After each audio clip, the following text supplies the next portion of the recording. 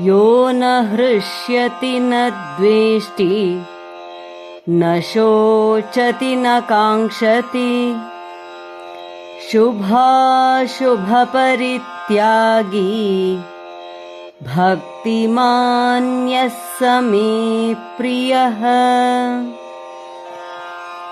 He who has neither excitement nor aversion, neither grieves nor desires, he who has renounced the attitude of auspiciousness and inauspiciousness, full of devotion, he is dear to me.